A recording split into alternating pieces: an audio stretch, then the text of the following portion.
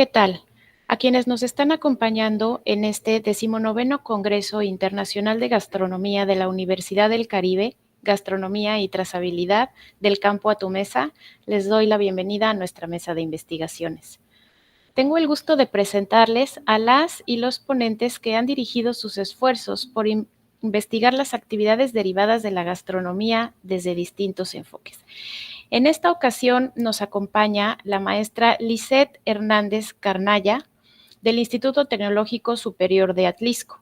También está con nosotros la estudiante de Turismo Internacional María Fernanda Tlapale Hernández de la Universidad del Valle de Tlaxcala. Igualmente nos acompaña la licenciada Patricia Mora Pérez del Instituto Nacional de Ciencias Médicas y Nutrición Salvador Subirán. Asimismo, está con nosotros nuevamente, como en cada congreso, el doctor Felipe Carlos Viesca González de la Universidad Autónoma del Estado de México, y tenemos a nuestra ponente internacional de la misma forma, la maestra Carolina Posada Ballesteros de la Universidad Tecnológica de Pereira, Colombia. Sean todos y todas bienvenidos y bienvenidas. A continuación, describiré brevemente la dinámica con la que llevaremos a cabo la mesa. Cada ponente dispondrá de 15 minutos para darnos a conocer los resultados de su investigación. Invito a participar también a la audiencia con preguntas a nuestros y nuestras ponentes a través del chat. Les pido por favor que antes de su pregunta escriban el nombre de él o de la ponente para canalizarlas correctamente. Al finalizar todas las presentaciones, contaremos entonces con un espacio de 20 minutos para preguntas y respuestas. La dinámica será en rondas, de tal manera que cada expositor tendrá la oportunidad de contestar una pregunta por cada ronda hasta que el tiempo se agote o bien hasta que no existan más preguntas. Con esto entonces invito a nuestra primera ponente, la maestra Lisette Hernández Carnaya, quien nos presenta los resultados de su investigación realizada en colaboración con la doctora Adriana Rodríguez Bobadilla, con la estudiante Fabiola Luna Mello y con el maestro Leobardo Enrique Telis Ramírez. La investigación se denomina El chef como agente nutricional infantil, diseño de menús saludables en desayunadores escolares con insumos del DIF. Adelante, por favor.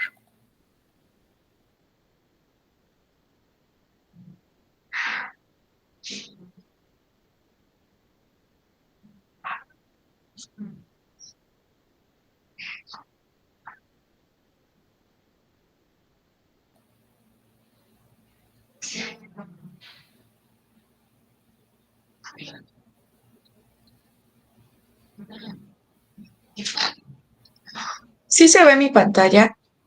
Podemos ver tu pantalla, Lisette, si nos regalas formato presentación. Ok.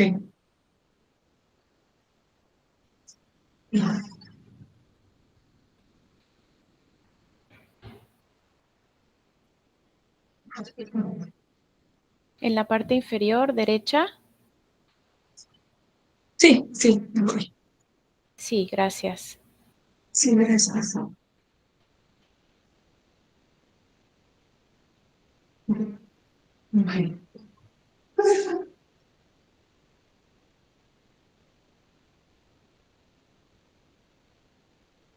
Ella se ve completa, ¿verdad? Listo, adelante. Ok.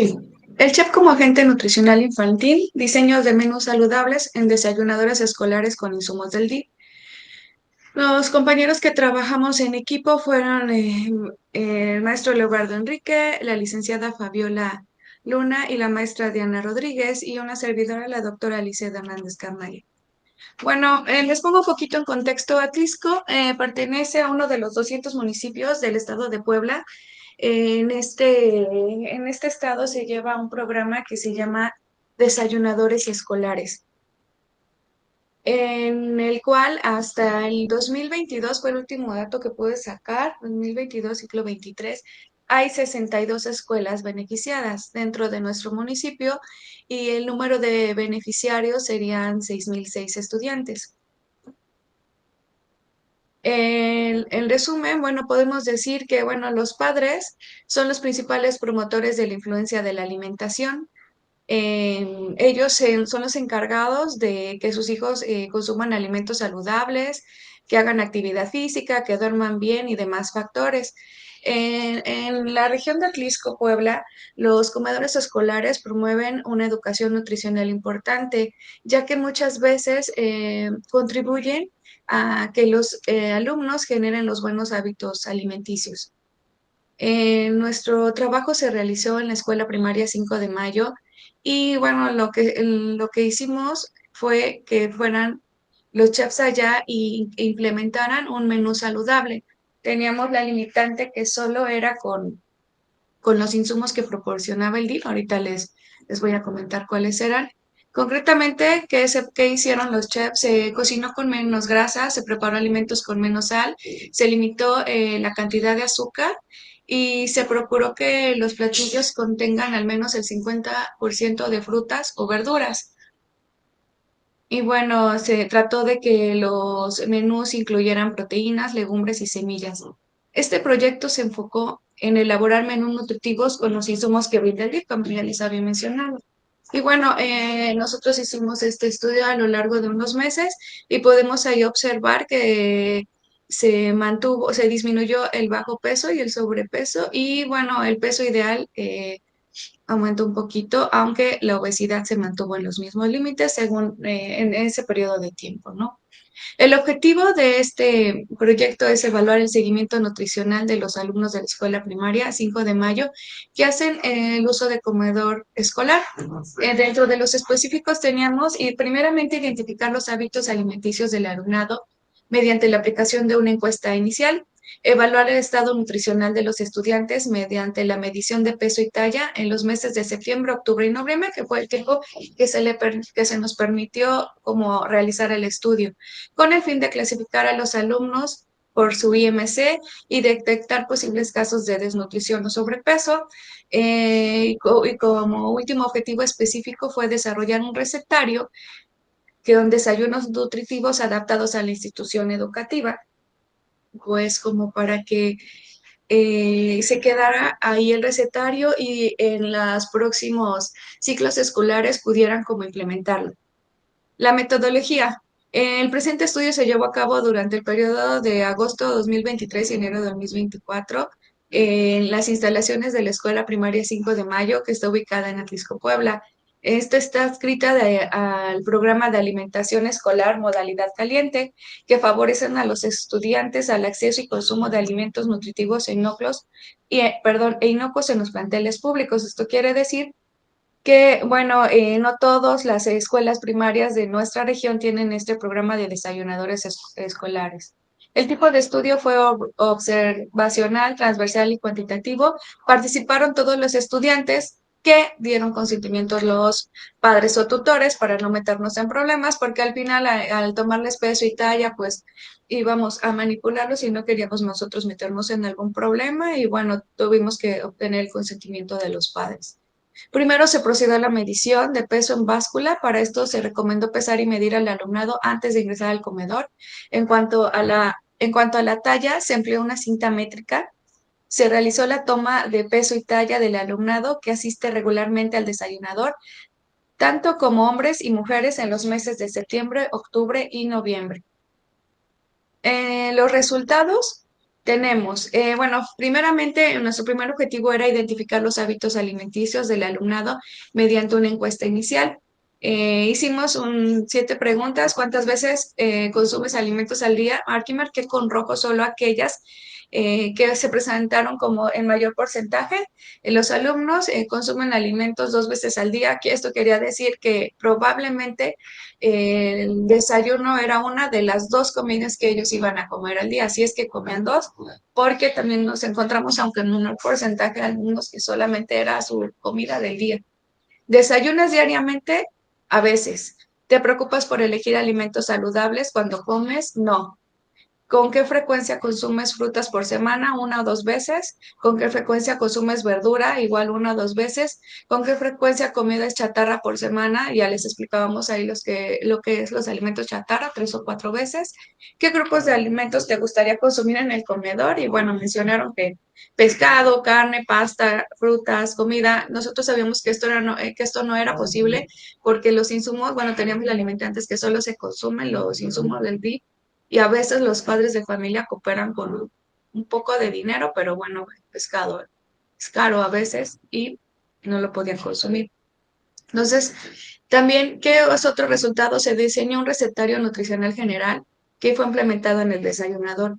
Este recetario está basado en los insumos que proporciona gratuitamente el gobierno, ¿qué incluían los recetarios? Frijoles, alubias, garbanzos, avenas, amaranto, leche en polvo, atún, sardina, maíz pozolero, chícharos, zanahorias, lentejas, sopa integral. Y la proteína se aumentaba un poco porque a veces los papás cooperaban como para comprar soya, carne, algo que no impactara mucho en sus bolsillos porque realmente pues algunos niños no daban más de lo que tenían que dar. Se elaboraron diversos platillos utilizando los 3 grupos de alimentos que se deben consumir según el plato del buen comer, que es una guía de alimentación que forma parte de la norma oficial mexicana. Este incluye frutas, verduras, cereales y tubérculos, leguminosas y algunas de origen animal. Bueno, a propósito del comedor escolar dentro de la escuela primaria 5 de Mayo, era desempeñar una función nutricional, ya que esta contribuye a la adquisición de buenos hábitos alimenticios. Esta es una foto del recetario que se dejó. Tenemos el índice. Estaba conformado por platillos fuertes, bebidas, postres. Era como muy completo, pero se trataron de hacer postres saludables y platos fuertes que incluyeran pues los alimentos, pero que aparte fueran nutritivos. Bueno, dentro de algunos platillos que les voy a mencionar para no alargar el tema, nuestros alumnos hicieron dobladitas de lenteja que fueron bien aceptadas.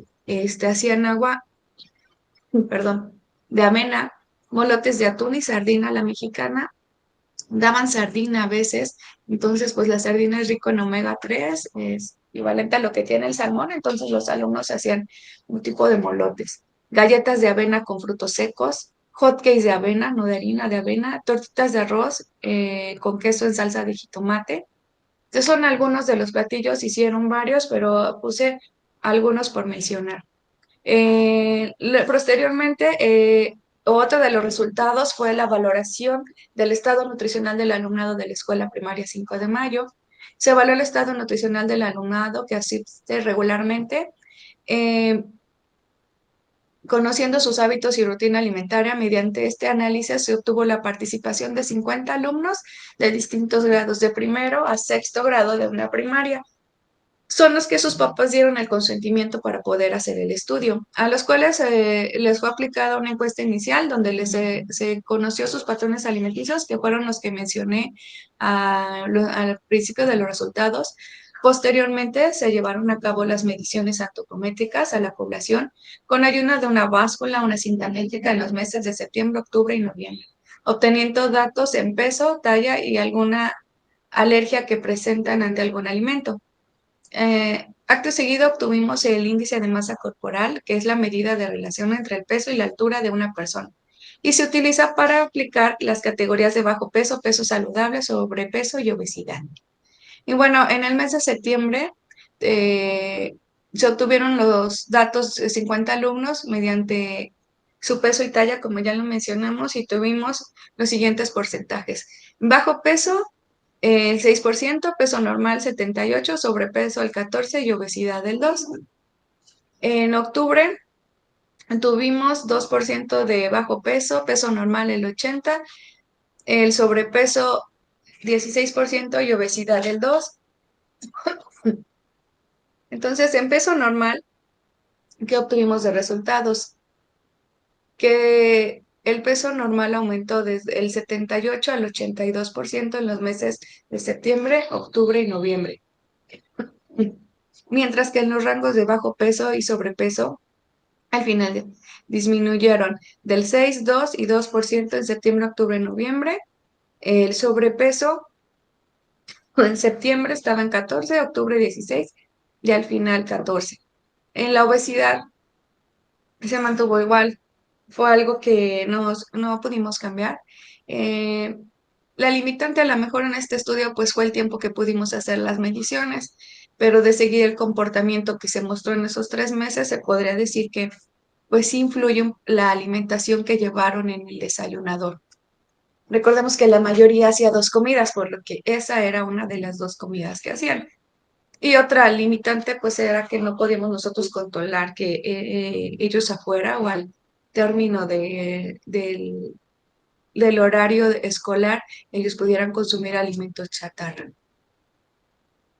Conclusiones. El análisis de los hábitos alimenticios del alumnado revela un consumo insuficiente de nutrientes esenciales proveniente de verduras, hortalizas, cereales y frutas. En su lugar, se observa la preferencia por alimentos procesados ricos en grasas añadidas, como galletas, margarinas y refrigerios, lo que impacta negativamente en su estado nutricional.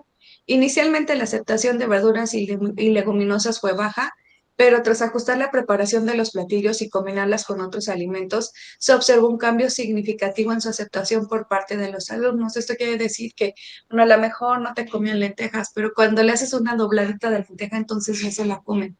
O sea, como que sí, por eso el título sí influye el modo de preparación y por eso es que el chef es muy importante en este tipo de desayunadores, porque ellos pueden darle un cambio al platillo de manera que el niño lo acepte. También ellos jugaban mucho con los colores de plato como para hacerlo más atractivo. Otra conclusión es que los datos antropométricos obtenidos entre septiembre y noviembre indican que la implementación de recetas nutritivas en el comedor escolar fue exitosa, puesto que se pudo observar que se redujo porcentaje de bajo peso y sobrepeso y aumentó el peso ideal de un 78 a un 82%. Y eso sería todo por mi parte.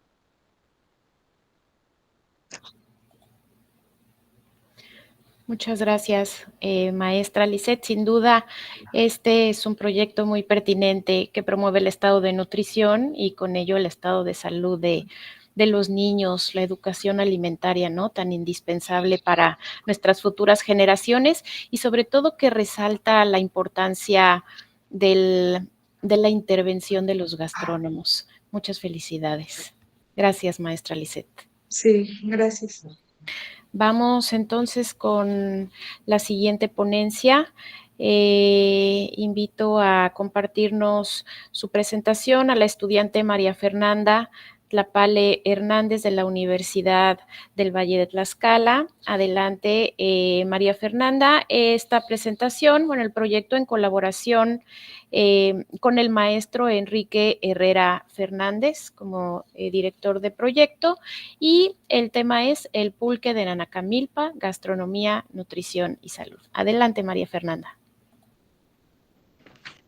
Ok, el pulque de Nanacamilpa, gastronomía, nutrición y salud.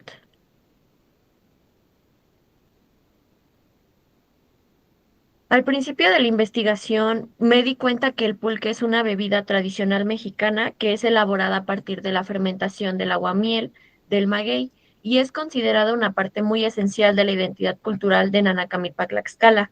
También ha sido símbolo de convivencia, de economía y de espiritualidad, aunque actualmente enfrenta prejuicios sociales y su pérdida de valor entre varias generaciones, ya que algunos consumidores ya no buscan tanto productos naturales y saludables, sino más industrializados. El pulque también representa una oportunidad de ser revalorizado como patrimonio gastronómico, ya que tiene fuente de nutrientes y es una alternativa funcional comparable con otras bebidas que son internacionales, como el kéfir o la kombucha. La kombucha es el famoso hongo madre, que es también una bebida fermentada a partir de vinagre y levaduras, y se toma en formato de té. Durante mi investigación me surgió una pregunta: ¿de qué manera el pulque puede ser revalorizado como un recurso gastronómico y saludable en la región de Nanacamilpa, Tlaxcala, considerando su composición nutricional y la percepción social actual que enfrenta? De esa pregunta desarrollé dos tipos de objetivos, que fue mi objetivo general y objetivos específicos. Mi objetivo general con esta investigación es reconocer el valor nutritivo que tiene el pulque y también su potencial que tiene como recurso gastronómico y de salud en la misma región.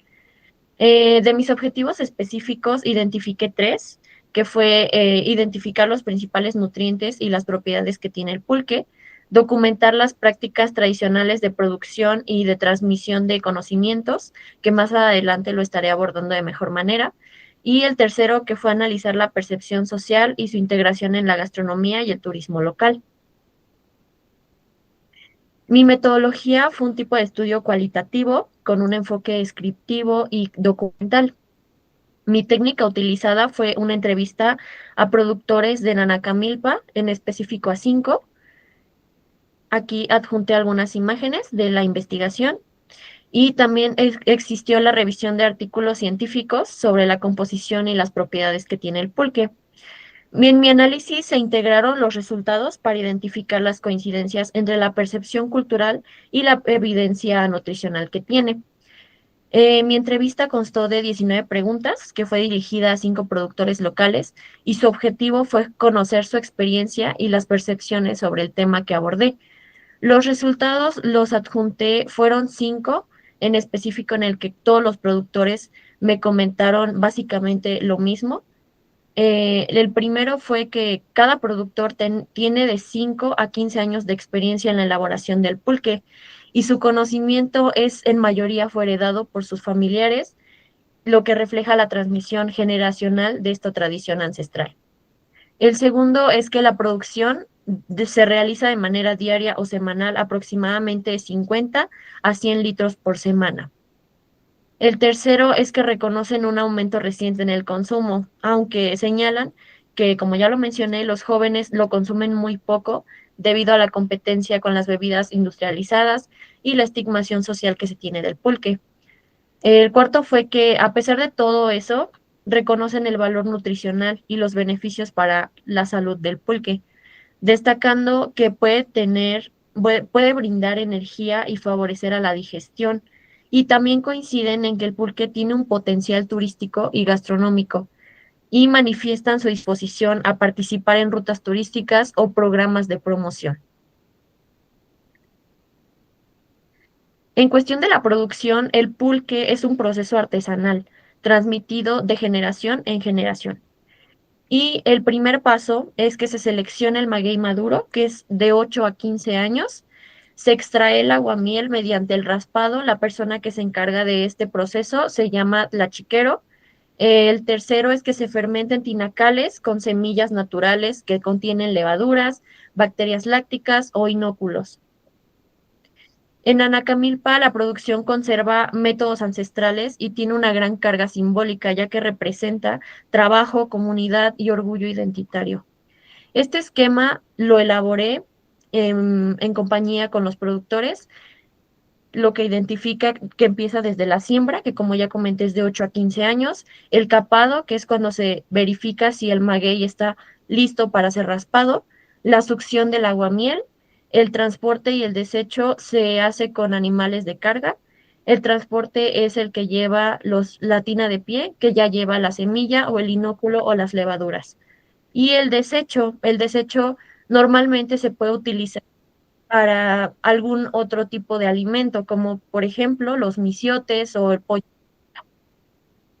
La tina, de ahí se va a la tina de punta, que es el último proceso de fermentación que tiene el pulque, y en la tina de despacho ya es cuando se verifica si el pulque está listo para ir a la pulquería o no. En la composición nutricional, estudios científicos destacan que el pulque contiene muchas vitaminas, complejo B, B1, B2, B3, B6, B12, ácido fólico, minerales, calcio, hierro, magnesio, potasio y zinc. Y también contiene probióticos naturales como las levaduras, las bacterias lácticas, que favorecen a la microbiota intestinal, que es las encargadas de que el pulque fermente. También tiene un aporte energético moderado por su contenido de carbohidratos naturales.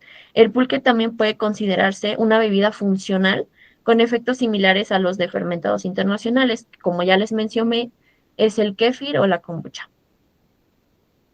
Esta imagen la coloqué porque me parece muy interesante, es del Museo de Pulque y las Pulquerías, es de la Ciudad de México, y me parece muy interesante que a nivel nacional ya reconozcan que el pulque sí tiene un valor nutricional y medicinal.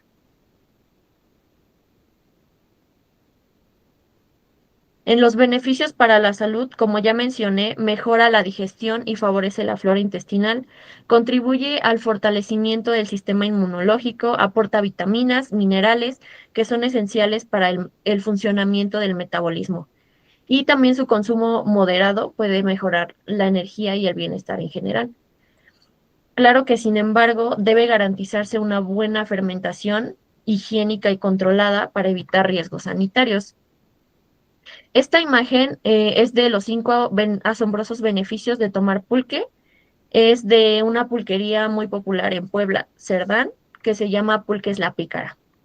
El primero es la lactancia, el complemento alimenticio, reduce el insomnio, combate la anemia y protege la flora intestinal.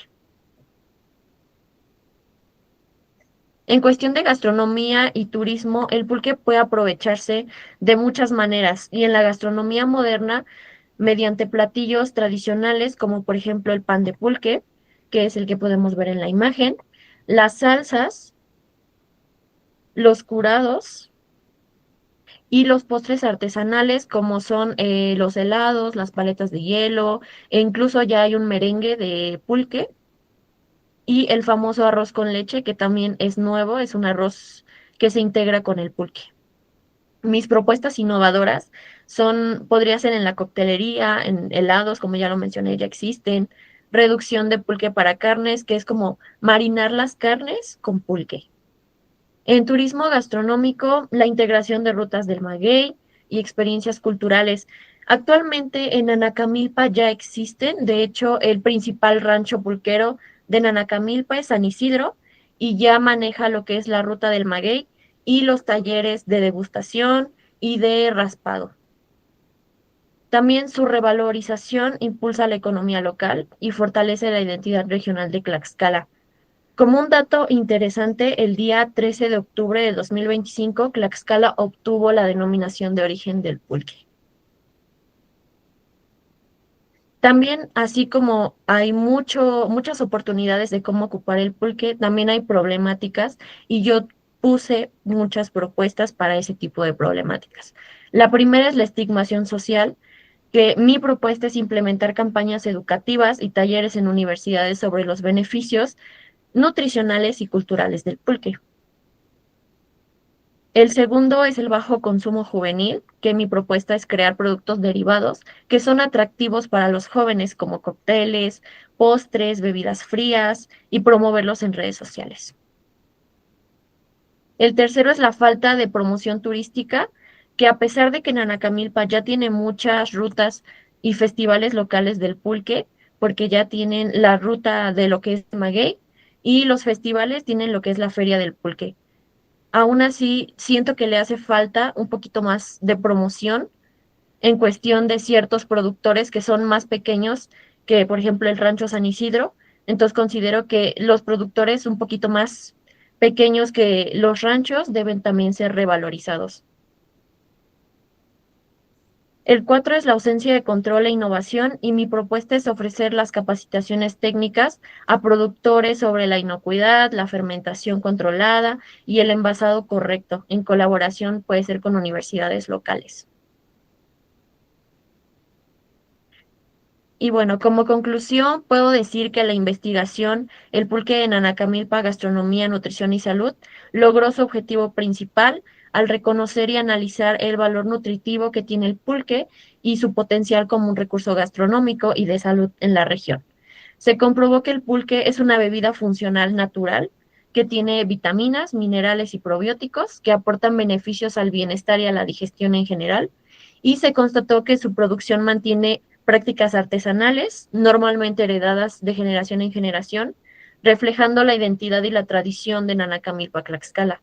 No obstante, pues sí persisten muchos desafíos, como ya había mencionado, la falta de la difusión, el bajo consumo y se propone pues fortalecer su promoción turística y gastronómica para revalorizarlo como un símbolo de la identidad regional y una fuente de salud y bienestar. Por mi parte sería todo. Muchas gracias.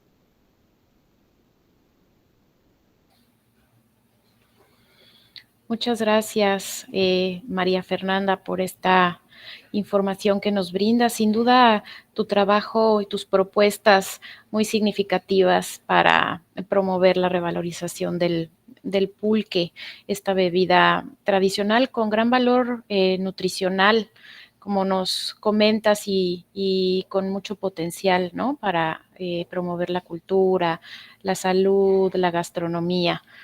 Y bueno, nos damos cuenta de que los productores sí reconocen sus beneficios, pero todos los demás nos perdemos de ellos, ¿no? Muchas gracias, María Fernanda. Felicitaciones. A continuación, presento a nuestra tercera ponente de la mesa, la licenciada Patricia Mora Pérez, a quien invito a compartirnos su presentación. En colaboración con María de la Concepción Calvo Carrillo, del Instituto Nacional de Ciencias Médicas y Nutrición Salvador Subirán, ambas, nos acompañan el día de hoy con esta presentación del proyecto denominado La Semilla de Linaza, una alternativa vegetal en la obtención de compuestos nutricionales para el humano. Adelante, Patricia. Gracias. Bueno, en esta ocasión corresponde presentar a la semilla de linaza, Linum usitatissimum, una alternativa vegetal en la obtención de compuestos nutricionales para el humano. Bueno, en el pasado la producción de semilla la producción de linaza se orientó hacia la extracción de aceite para uso industrial. Su uso se remonta hacia los años 8000 y 10.000 antes de Cristo, en el creciente fértil. Bueno, esta región era una región que tenía una forma de media luna y que está situada en el suroeste de Asia y que abarca actualmente los territorios de Irak, Siria, Líbano, Jordania, Israel, Palestina y parte de Turquía e Irán. Estas tierras tan fértiles eran alimentadas por los ríos Tigris, Éufrates y el río Nilo. Era utilizada a través del tiempo por sus propiedades alimenticias, medicinales y producción de fibra textil. En el pasado simbolizaba vida y fertilidad. Aquí puse unas imágenes de los hebreos del antiguo Israel. Ellos se vestían con esta tela de lino. Para ellos representaba, tenía una connotación religiosa y cultural y representaba pureza, santidad, estatus social. Y en cuanto a los egipcios, también ellos la utilizaban para los faraones, para vestirse, y les daba cierto prestigio social. También se utilizaba para envolver a las momias. De alguna manera, los cuerpos se preservaban así. Representa lo sagrado, pureza y estatus social, como lo comenté. Actualmente existe un interés por el consumo de la semilla de linaza debido a sus beneficios a la salud. Si bien es cierto, pues, que los alimentos de origen vegetal nos aportan nutrimentos o propiedades muy benéficas para nuestra salud, también tenemos otras alternativas de origen vegetal, como es el caso de la semilla de linaza. La semilla de linaza contiene compuestos como fibra dietética, lignanos o polifenoles, ácidos grasos poliinsaturados, omega 3 y proteínas. Estos pueden ayudar a reducir el riesgo de desarrollar enfermedades cardiovasculares, diabetes, patologías renales, obesidad, cáncer de colon, de recto, de mama, y ayudan a reducir las concentraciones de colesterol sérico y también en problemas digestivos. Bueno, para esto voy a mencionar, hice un pequeño mapa de qué son los ácidos grasos, la clasificación. Bueno, tenemos que los ácidos grasos se dividen en ácidos grasos saturados, insaturados y transartificiales. Los saturados, entre de los saturados tenemos a las carnes rojas y lácteos, por ejemplo, también el aceite de palma. También están los insaturados, que se dividen a su vez en monoinsaturados y poliinsaturados. Los monoinsaturados, tenemos al aceite de oliva, de aguacate, a las almendras y nuez de macadamia. Dentro de los poliinsaturados tenemos a los omega 3 y omega 6, que estos se consideran esenciales, ya que se tienen que obtener a través de la dieta. En los omega 3, por ejemplo, tenemos al pescado azul, al salmón, al atún, los cuales tienen ácidos grasos con nombre docosa hexanoico y EPA, que es el eicosa pentanoico. Tenemos también la semilla de linaza que nos ocupa, que es un ácido graso llamado ácido alfa-linolénico. Ajá. Y también tenemos aquí a las nueces y el aceite de canola, que tienen poco omega 3, pero lo tienen. Tenemos a los omega 6, que son los aceites vegetales, de girasol y de maíz, por ejemplo.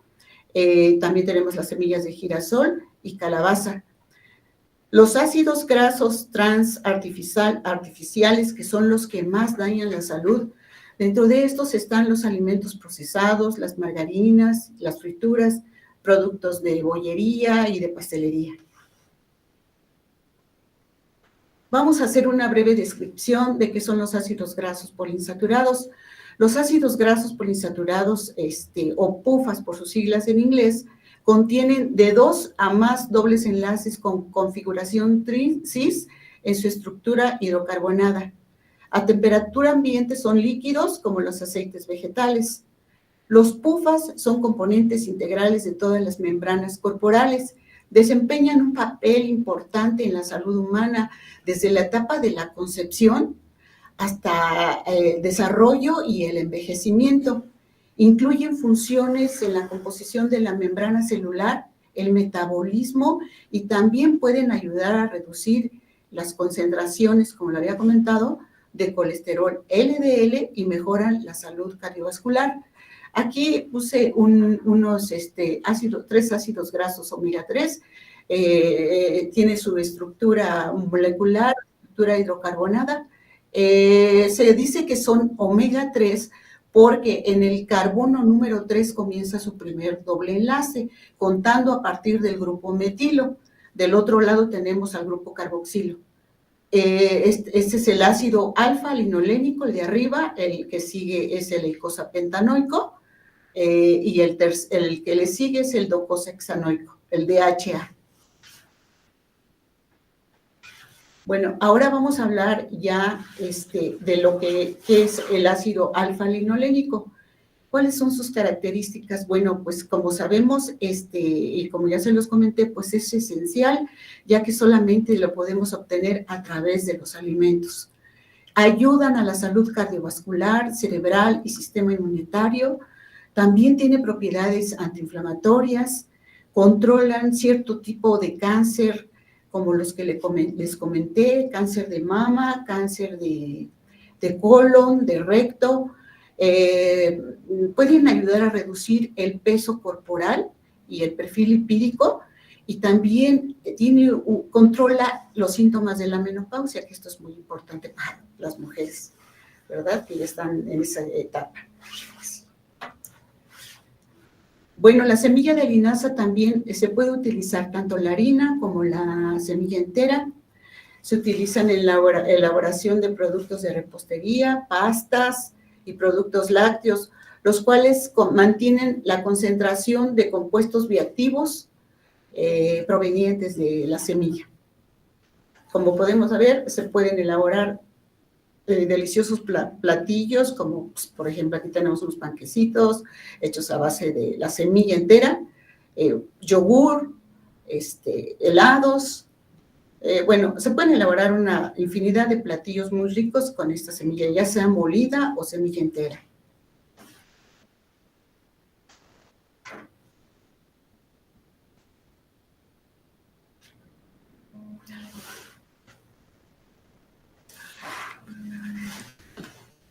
Bueno, en cuanto a las proteínas, la proteína de linaza es relativamente rica en estos aminoácidos, que son la arginina, ácido aspartico y ácido glutámico. La cáscara tiene menos proteína, por lo tanto, la harina sin cáscara tiene un alto contenido proteico.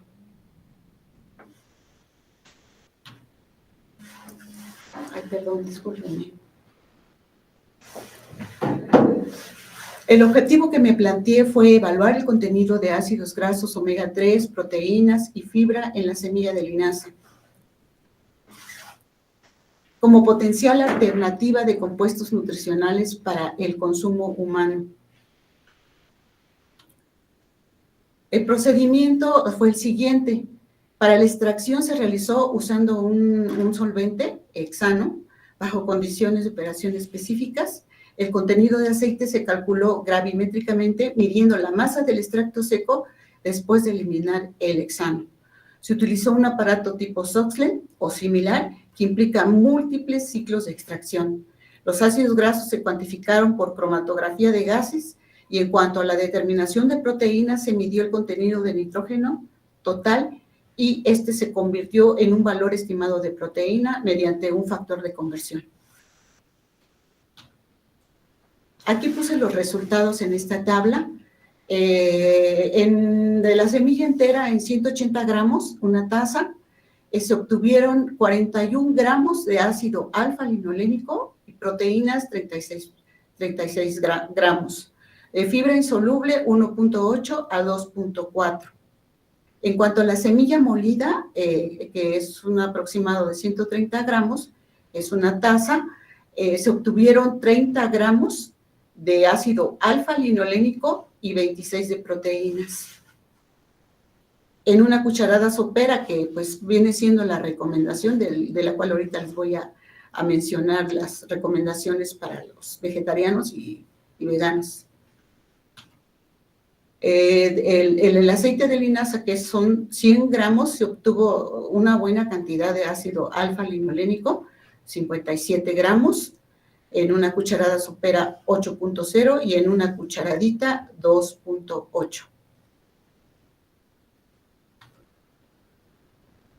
Como discusión puse que pues las necesidades de las personas que no consumen pescados azules o atún, que son los que contienen estos ácidos grasos omega 3, pues hay un poquito de problema porque la conversión de ácido alfa-linolénico en ácido eicosapentanoico y docosahexanoico en los seres humanos es muy bajita, de 0.2 a 6%. Y también pues porque las dietas veganas y vegetarianas se caracterizan por ser altas en fibra, consumen mucha fibra, lo que probablemente interfiere en la absorción de las grasas. También el exceso de ácido linoleico interfiere competitivamente con la capacidad del ALA para la conversión en EPA y DHA.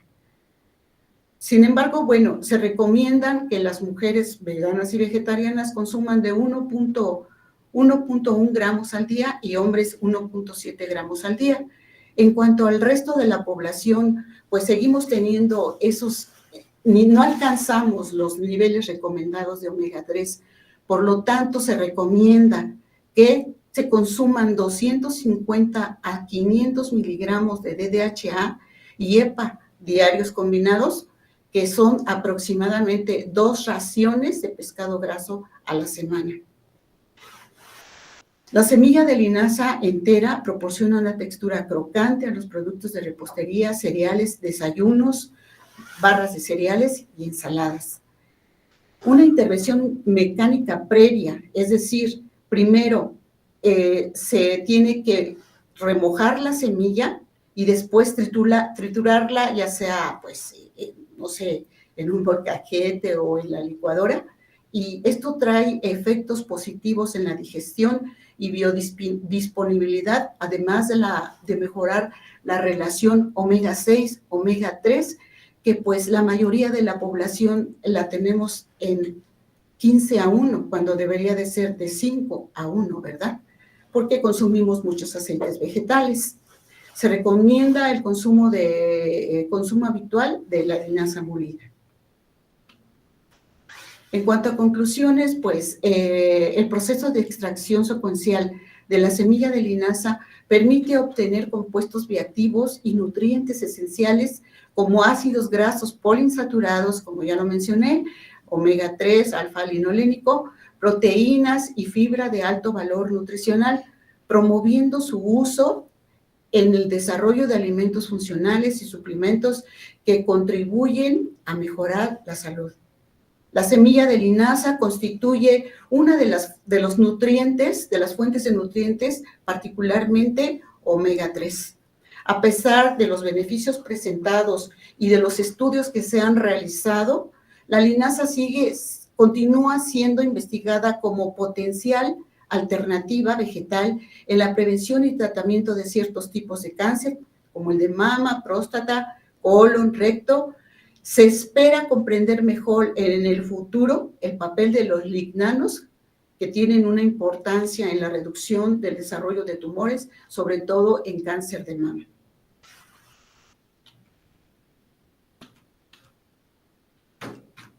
Y eso sería todo por mi parte y muchas gracias. Muchas gracias, licenciada Patricia Mora Pérez, por esta información compartida. Definitivamente importante aporte para promover el consumo de la semilla de linaza rica en estos compuestos bioactivos, sobre todo los ácidos grasos, ¿no? Luego solamente echamos mano de los pescados, ¿no? De los productos de origen animal, siendo que tenemos semillas como esta con gran aporte de ácidos grasos omega 3. Muchas gracias, Patricia. Gracias. Vamos a continuación con nuestro siguiente ponente, el doctor Felipe Carlos Viesca González, a quien le pido nos empiece a compartir su presentación. Su trabajo en colaboración con el doctor Daniel de Jesús Contreras y con el doctor Gerardo Novo Espinosa de los Monteros. Este trabajo se titula Usos culinarios del pulque en el Estado de México entre los siglos XVIII y XXI.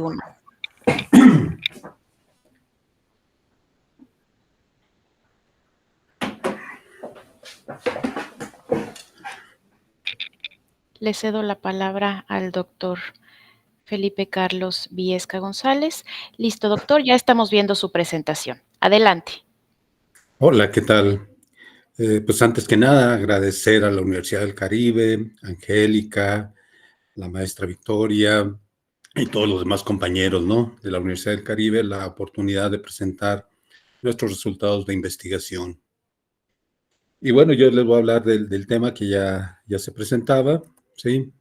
Aquí una breve introducción.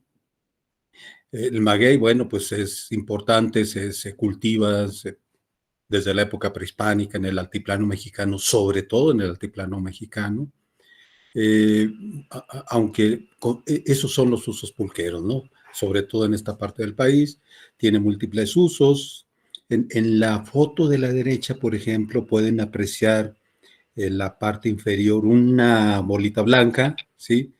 Y es un huevecillo, ¿verdad?, del gusano blanco de maguey. Entonces ahí es donde empieza y luego penetra ya la penca, se desarrolla y luego pues llega la gente, ¿no?, a extraerlos para nuestro consumo. Se utiliza entonces para la extracción del aguamiel, el pulque, ya se comentaban, ¿no?, algunas características, no voy a extenderme demasiado en esto, ¿sí? Sin embargo, a mediados del siglo XX hay una campaña muy fuerte, ¿verdad?, por las compañías cerveceras para ocupar ese lugar en las preferencias etílicas de los mexicanos. Sin embargo, en el Estado de México y particularmente en el Valle de Toluca hay una tradición pulquera enorme, enorme. Es impresionante ver cómo en la segunda mitad del siglo XIX y principios del XX en los archivos del municipio hay decenas de permisos que se daban para la apertura de pulquerías. Y esto ha ido disminuyendo con el paso del tiempo. Actualmente ya, por ejemplo, en la ciudad de Toluca, donde llegaron a existir decenas, pues ya nada más tenemos unas cuantas. La problemática que se enfrenta entonces es la valorización del pulque, octli en náhuatl, y el maguey metl en náhuatl. Insuficiente promoción de la medida, desconocimiento de usos culinarios, que es a donde nos vamos a enfocar el día de hoy, y poco se ha documentado sobre el uso de la bebida en la cocina, excepto su ingesta directa y en curados. El objetivo entonces de esta investigación es analizar los usos que ha tenido el pulque en la cocina en el territorio del Estado de México a través de una revisión bibliográfica de diversos documentos publicados entre los siglos XVIII y XXI para contribuir a la revalorización de esta bebida. Allá a la derecha tenemos este recipiente, ¿no?, donde se está fermentando el pulque, de un lugar ahí que ya se comentaba, ¿no?, muy conocido en Anacamilpa, los hermanos Razo, ¿no?, con esa enorme extensión magueyera de producción de pulque. Los resultados, la metodología, como ya lo comenté, fue a través de una revisión bibliográfica, y es una primera parte de una investigación que estamos realizando. En el campo del consumo de la bebida se vinculaba con la realización de las tareas productivas, refrescaba gañanes, arrieros, otros trabajadores y viajeros, era parte de los actos de establecimiento de vínculos sociales, lazos de reciprocidad en fiestas religiosas como nacimientos, bautizos, bodas y en velorios.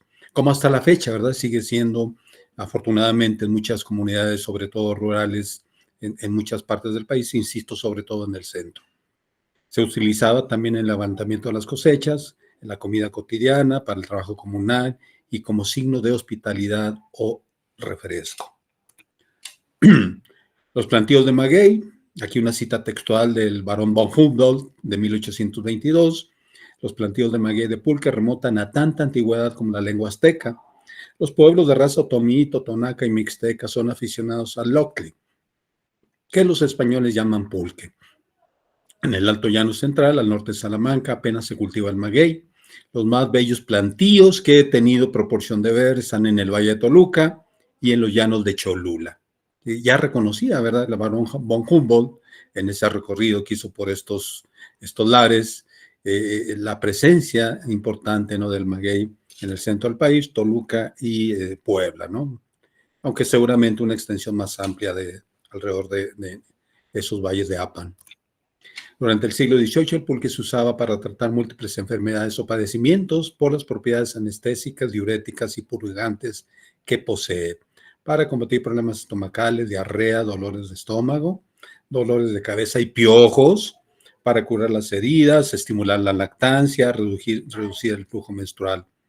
Aquí me llama la atención el uso, ¿verdad?, para problemas estomacales, y es algo que hasta la fecha refiere mucha gente, al menos aquí en el Valle de Toluca. Humboldt refiere los usos medicinales que el pulque tenía ya en el siglo XIX y sus propiedades nutricionales. Nuevamente, cita textual: los europeos que habían conseguido superar el disgusto que les causaba el olor de la carne podrida muy desagradable, un olor fétido de la bebida, la preferían por encima de otras y la consideraban estomacal, fortificante y sobre todo muy nutritivo. Se recomienda su uso a las personas demasiado flacas. Entonces se reconocía, ¿verdad?, pese a todo, la importancia del pulque en este sentido. Aquí esta cita a mí me parece impresionante, ¿verdad?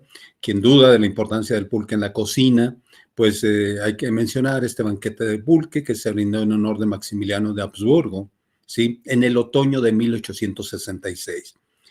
Sopa de la reina Xóchitl, tacos de gusanillos de maguey, riñones empulcados, michote de Pachuca, ayocotes de tlachicotón, tipo de pulque, salsa borracha, curado de espanto y sangre de conejo.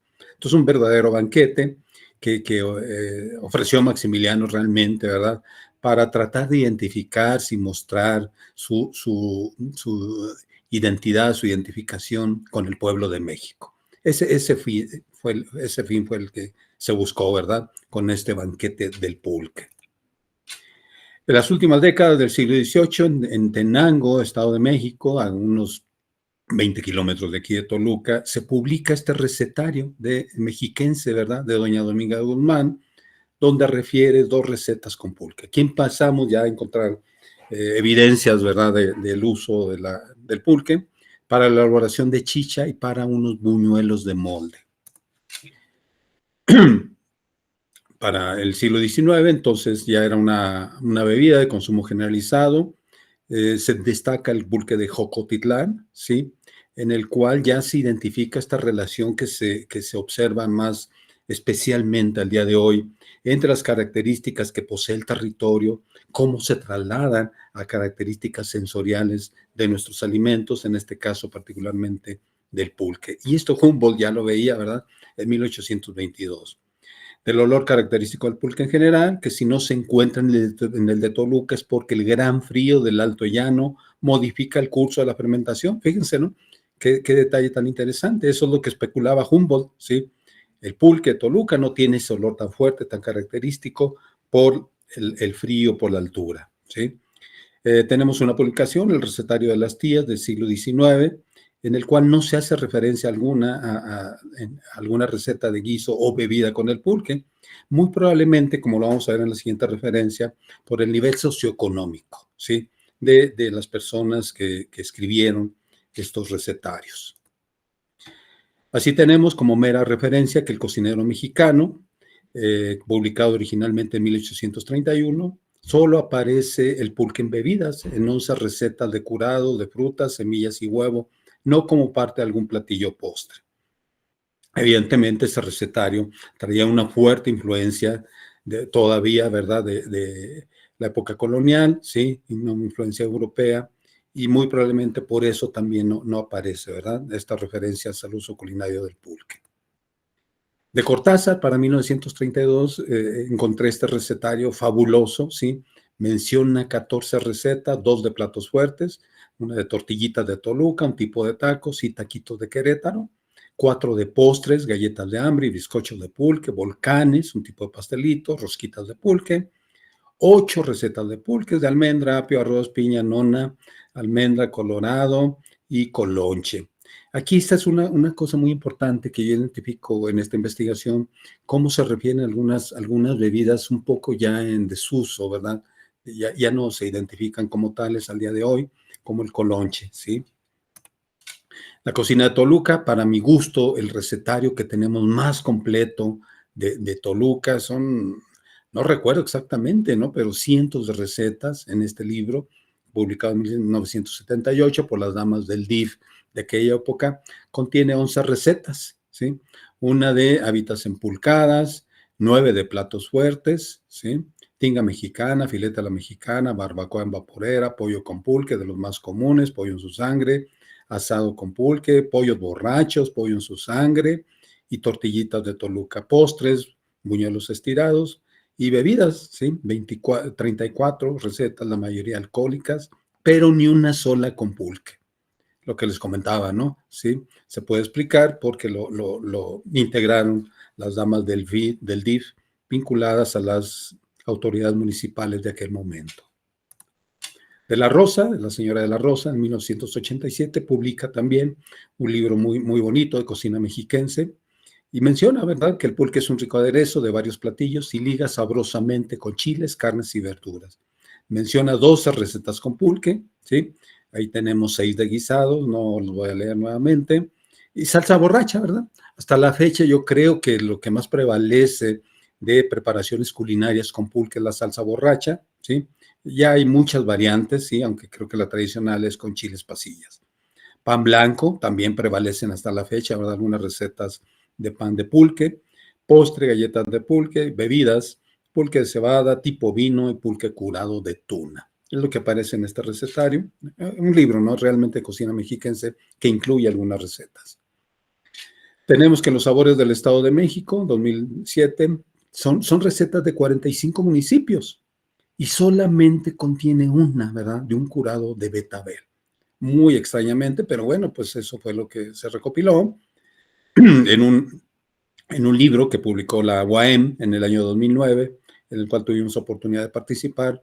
Se mencionan 2 recetas de bebidas, un curado de jitomate y el chilotle. esta de las bebidas raras que les comentaba, ¿no? Que todavía aparecen por ahí en algunas referencias como esta. Un pulque, chile ancho y epazote. La distribución de las recetas entonces que encontramos es la siguiente, ¿sí? Platos fuertes, el 22.43%, ¿sí?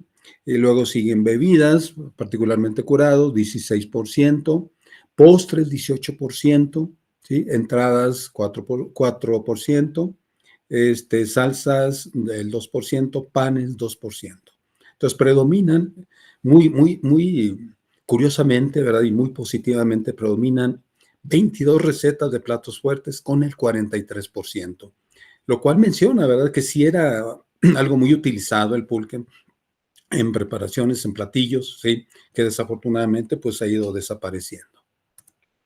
Algunas conclusiones: el pulque ha tenido usos culinarios limitados en el Estado de México, aunque son variados, los cuales reflejan el contexto y los conocimientos culinarios que contaban las cocineras que se encargaban de esas preparaciones. Después, la facilidad con que la bebida puede ser integrada en diversos alimentos y bebidas. Ya se mencionaba también, ¿verdad?, hace ratito esto. Y sí, ¿verdad? La vemos en postres, en platos fuertes, en gelatinas.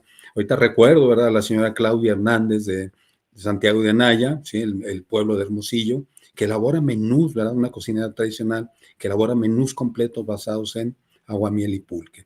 Las preparaciones más comunes encontradas fueron platos fuertes, bebidas y postres en orden decreciente, y el pulque tiene un gran potencial para incorporarse en recetas de distinta naturaleza, pero que ha ido desapareciendo, ha ido disminuyendo de manera muy drástica su consumo bajo esta modalidad. Pues muchísimas gracias, es lo que quería compartir con ustedes en esta ocasión.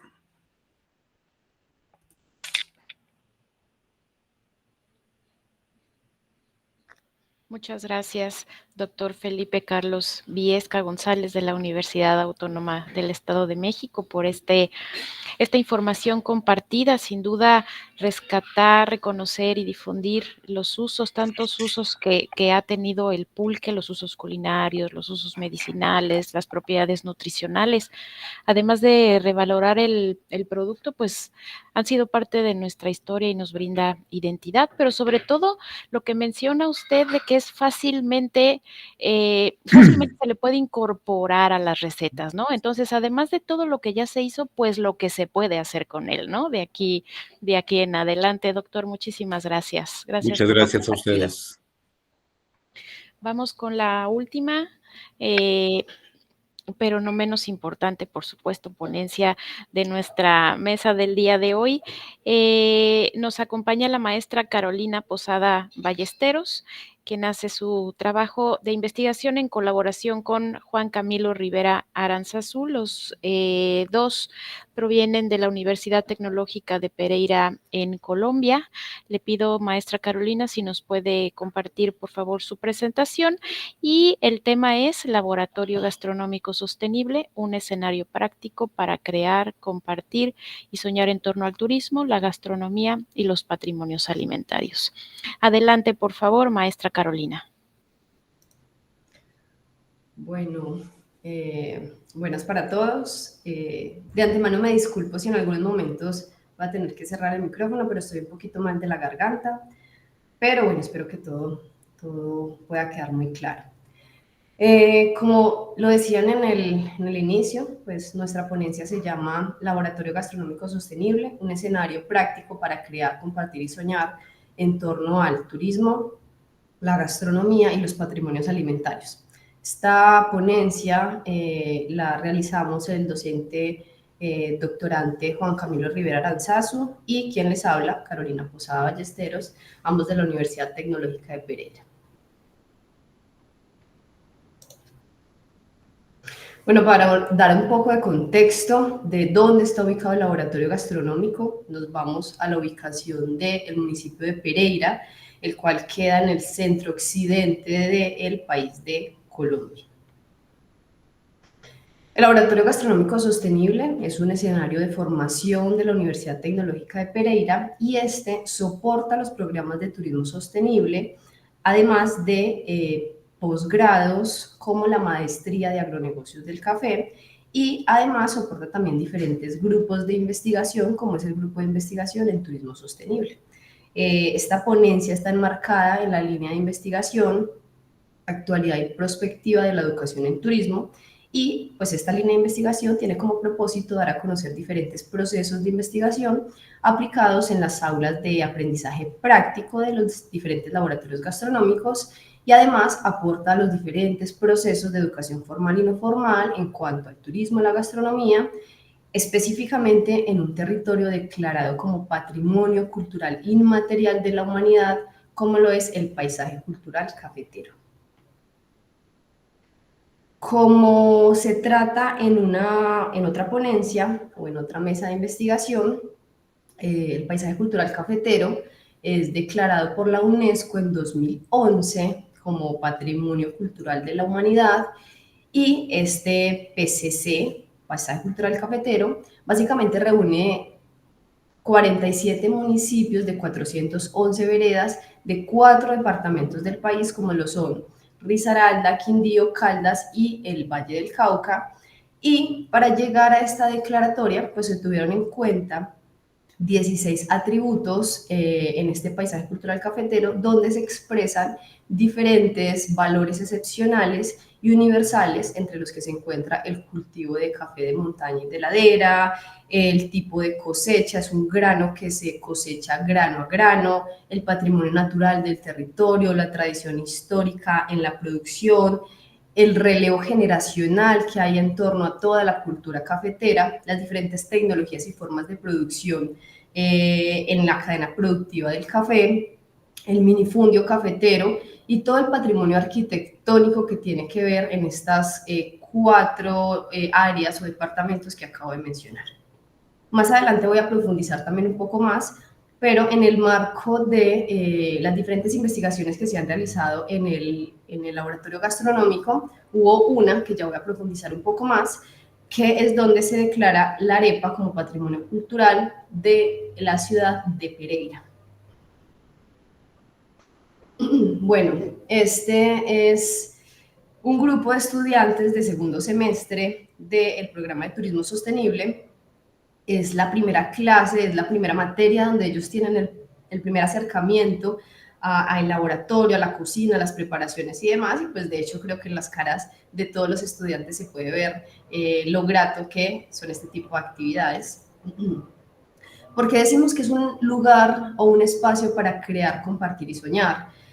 Básicamente queremos salirnos un poco de el molde tradicional que se conocen en las cocinas, y nosotros queremos trabajar un poco más esos ejercicios prácticos y de investigación, pero trabajarlos más acerca de o enfocados hacia la asociatividad, hacia el compañerismo, hacia la familiaridad, hacia los servicios de calidad, todo enfocado con un propósito sostenible, un propósito de cocina consciente, de cocina tradicional colombiana, de gobernanza de los destinos y demás. Para seguir dando contexto a pues la imagen que vemos al lado derecho, este es el laboratorio gastronómico, la imagen que vemos al lado derecho es el aula demo, es donde se dan las clases prácticas del programa de turismo sostenible, las diferentes materias, y la imagen del lado izquierdo es el laboratorio catering, es donde tenemos los eventos al interior de la universidad. El área de repostería, como el nombre lo dice, pues es donde salen todos los postres, todo lo que tenga que ver con repostería, aunque nosotros aquí en Colombia solemos hablar más de dulces que de postres, dulces tradicionales colombianos. Este es el laboratorio de café y barismo, es donde se hace todo el proceso de la perfilación de taza, todas las actividades de catación, los talleres y demás, las clases prácticas de las materias de café y barismo. Este es el laboratorio de tostión y trilla, es donde se hace toda la maquila que tenga que ver con el café. La imagen del lado izquierdo es donde se hace toda la trilla. Nosotros compramos el café en pergamino seco, es decir, que llega con la cascarita, y en este equipo lo que hacemos es, en un proceso de trillado, pues descascarillar ese café para que finalmente salga en café en verde, y en el equipo de mano derecha, de la imagen de mano derecha, pues es donde se hace todo el proceso de tostión. Esta tostión se hace por un maestro tostador y según las solicitudes de las personas, como quieren que sea su café, una tostión alta, media, según eso, pues se van dando las curvas de tueste a partir pues, de las solicitudes y del criterio del maestro tostador. El área de economato, básicamente, pues es el espacio donde se almacenan la materia prima y los utensilios que soportan las demás actividades de los diferentes laboratorios. Y finalmente tenemos el laboratorio de revelación. No es un nombre al azar, es un nombre porque es donde se revelan todos los procesos anteriores que mencioné, los procesos de los laboratorios de catering, los procesos de los laboratorios de repostería, los procesos de los laboratorios de café y barismo y trilla y tostión. Es decir, que esta es nuestra tienda de cafés especiales. Una de las particularidades que tenemos es que todas las actividades están operadas por estudiantes, docentes, egresados y personal vinculado al programa de turismo sostenible. Pero bueno, ¿cuál es el aporte a la formación que estamos dando en el laboratorio gastronómico? El laboratorio gastronómico está adscrito a la Facultad de Ciencias Ambientales y es un espacio que le apuesta al turismo sostenible en Risaralda. Además, a la formación de técnicas en cocina, sostenibilidad y patrimonio cultural y alimentario de las cocinas colombianas. Este laboratorio básicamente busca dar respuestas a las necesidades del sector de alimentos y bebidas, donde también incluimos los diferentes cafés especiales del paisaje cultural cafetero y a todos los actores de la cadena de valor relacionados con el café y la cocina. Esta iniciativa del laboratorio gastronómico surgió a partir de diferentes ejercicios académicos donde una estudiante en su momento hizo el primer trabajo de grado donde proyectó tener un laboratorio gastronómico y varios años después, pues hoy en día podemos decir que es una realidad. Sin embargo, es importante precisar que surgió a partir de un proceso de formación integral de los programas. Finalmente, también es importante mencionar que no solamente es un espacio que busca aprender las técnicas de alimentos y bebidas, sino que es un espacio que busca fomentar la reflexión acerca de la importancia del patrimonio alimentario y el turismo y la importancia de generar estrategias de salvaguardia de las cocinas tradicionales colombianas y cómo podemos promover este fortalecimiento y llegar a los prestadores de servicio gastronómicos. Bueno, el laboratorio gastronómico es un espacio que cuenta con 3 servicios de la universidad: el servicio de docencia, investigación y extensión. ¿Qué podemos ver en el servicio de docencia? Bueno, contamos con 2 materias, una café y paisaje cultural cafetero, café y barismo y bebidas tradicionales. Esta última es una electiva abierta a todos los programas de la universidad. En cuanto al servicio de investigación, contamos con un semillero de investigación llamado Gastronomía, Cocinas Tradicionales y Turismo. En el marco de este semillero de investigación y grupo de investigación en turismo sostenible, pues fue que se dio la declaratoria, la investigación que finalmente llevó a la declaratoria de la arepa como patrimonio cultural del municipio de Pereira. Y en cuanto al servicio de extensión, tenemos oferta de alimentos y bebidas al interior de la universidad, una oferta de alta calidad, cursos de educación continua y ofrecemos asistencia técnica en gastronomía y café a las personas de servicios en cocina o café en la región. Aquí algunos de los resultados que hemos tenido a través de estos ejercicios es que en docencia, el primer semestre de este año se formaron alrededor de 398 estudiantes de los programas de tecnología y gestión del turismo sostenible y administración del turismo sostenible, además de otros estudiantes de otros pregrados de la misma universidad. Contamos con las diferentes materias, servicios gastronómicos, el laboratorio gastronómico 1 y 2 y una con un componente muy interesante que se llama Cocinas Tradicionales e Innovación, donde, como les mencionaba, no solamente es aprender las técnicas, sino que se ve con un enfoque desde la sostenibilidad y cómo ponemos en valor ese patrimonio alimentario de Colombia. Además, se implementan diferentes procesos y metodologías y resultados de investigaciones de docentes, egresados y estudiantes en los mismos procesos del laboratorio. Resultados de investigación, el que vengo mencionando desde el inicio, uno de ellos fue una investigación que dio pie a escribir un libro de resultado de investigación, el cual se llama Entre maíz, saberes y carbones, la arepa, un legado alimentario del municipio de Pereira y el paisaje cultural cafetero.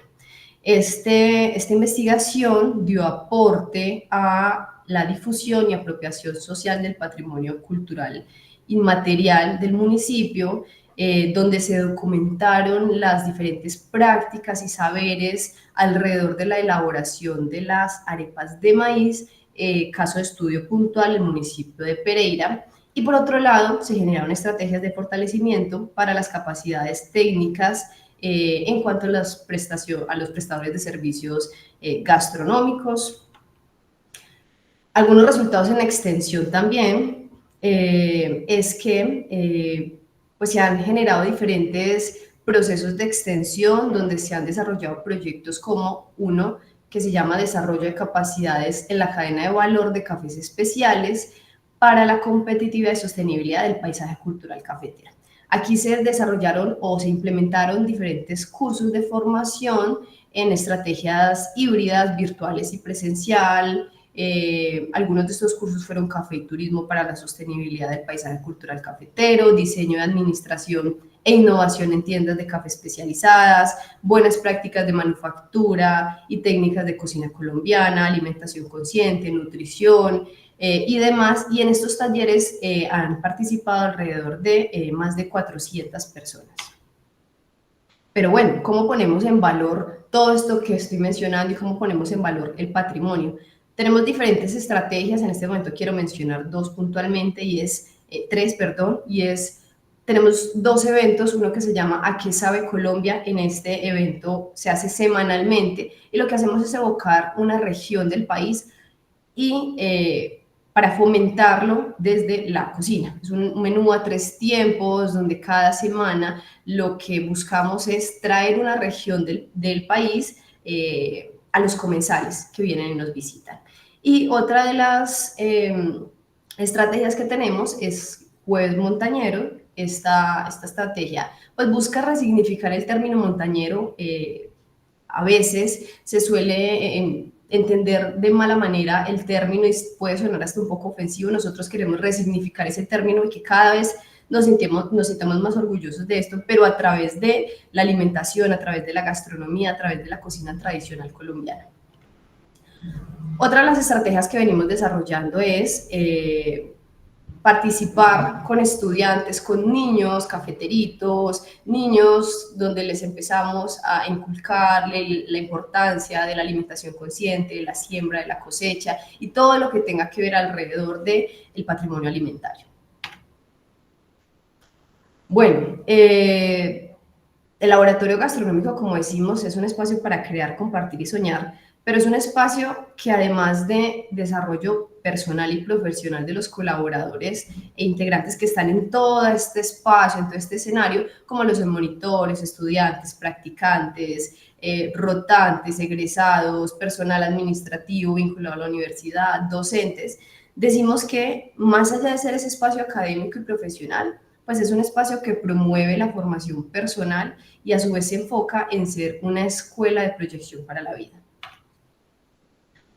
Como conclusión, pero quisimos llamarlo como recompensa de este trabajo que se ha venido desarrollando desde que se ideó hace 15 años, pero ya materializado desde el año 2020. Una de ellas es que pasamos de pensar en solamente ser una cocina de formación a ser un laboratorio gastronómico sostenible, uno de los laboratorios gastronómicos sostenibles más importantes de la región, si no es que es el único de la región, que es un escenario de aprendizaje práctico al interior de la universidad para diferentes procesos y servicios, como se les mencionaba, procesos de docencia, investigación, extensión, donde podemos seguir desarrollando estos cursos, talleres, diplomados, congresos y demás. Contar con una oferta al interior de la universidad en alimentos y bebidas que ha buscado poner en valor la cocina tradicional colombiana desde otra visión, desde otra mirada. Creemos también en los procesos.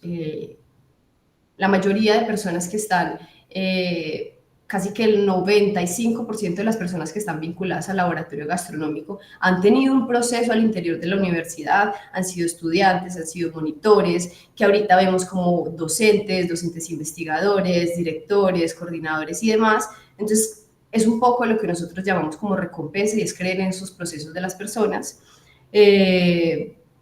Evidentemente, el que sea un espacio que permita estar al interior o al servicio más bien de las comunidades, de los niños, niñas. Hay una que se llama Cafeteritos, por ejemplo, donde los niños desde muy pequeños empiezan a fortalecer esas capacidades en cuanto al proceso de café y van haciendo gira por todo el país, demostrando todas sus prácticas y demás. Niños de diferentes fundaciones, cocineras tradicionales, también trabajamos muy de la mano con ellas, vendedores de portón, y un ejercicio muy interesante que se suele hacer también es el trabajar muy de cerca con la familia de los estudiantes, en diferentes trabajos finales de materias donde logramos vincular de una manera directa a la familia con los estudiantes, que finalmente es una motivación adicional para que los estudiantes se esfuercen un poco más. ¿Por qué? Porque al final van a demostrar todo eso que están aprendiendo durante todo el semestre, pues van a mostrárselos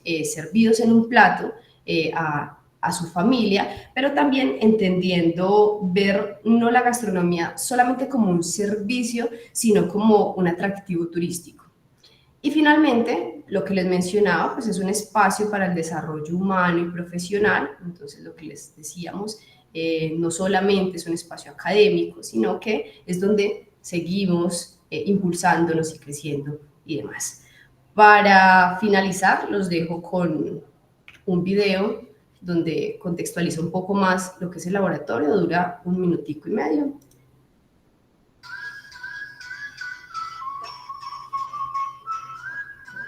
Bienvenidos al Laboratorio Gastronómico Sostenible de la Universidad Tecnológica de Pereira, un espacio para crear, compartir y soñar.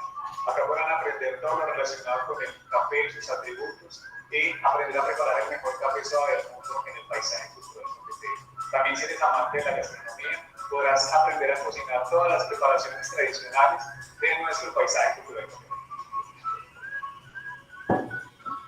Si eres un productor de café, en nuestro laboratorio gastronómico sostenible podemos hacer el proceso de trilla o estricta empate. Además, haremos un perfil de taza para que conozcan los productos de tu café.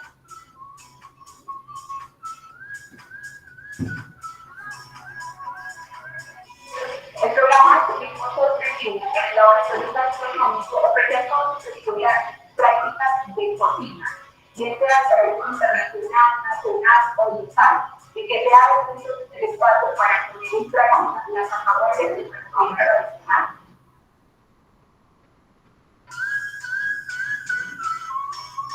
¿Te interesa la cocina? ¿Te gustaría investigar acerca de las cocinas tradicionales, la gastronomía colombiana, o ser parte del proceso de intercambio internacional? En el laboratorio gastronómico de la Universidad de Pereira tenemos esos minutos. Al ser frente a la oficina del programa de turismo sostenible, un trabajo aspecto de la información. Listo, eso era todo lo que quería compartir. Muchísimas gracias al Congreso y a todos por este espacio.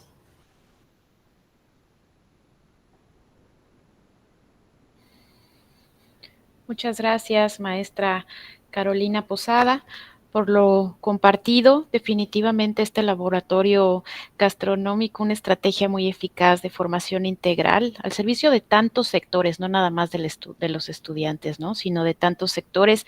Y entre otras cosas, pues para salvaguardar las cocinas tradicionales de Colombia, reconocidas en el mundo entero y su patrimonio alimentario. Muchas gracias, maestra Carolina, por este trabajo compartido. Vamos pues a la sesión de preguntas y respuestas. Recuerdo a la audiencia que pueden participar con preguntas a nuestros y nuestras ponentes a través del chat. Les pido por favor que antes de su pregunta escriban el nombre de él o la ponente para canalizarlos correctamente. La dinámica será en rondas, de tal manera que cada expositor tendrá la oportunidad de contestar una pregunta por cada ronda hasta que el tiempo se agote o bien hasta que no existan más preguntas. Vamos entonces y iniciamos en el mismo orden. Vamos con Lisette Hernández Carnaya, con la maestra Lisette del Instituto Tecnológico Superior de Atlisco. Lisette, la primera pregunta dice, ¿cómo se pueden implementar estas estrategias en escuelas donde no están implementadas? ¿Y quién está a cargo de las preparaciones dentro de las instituciones?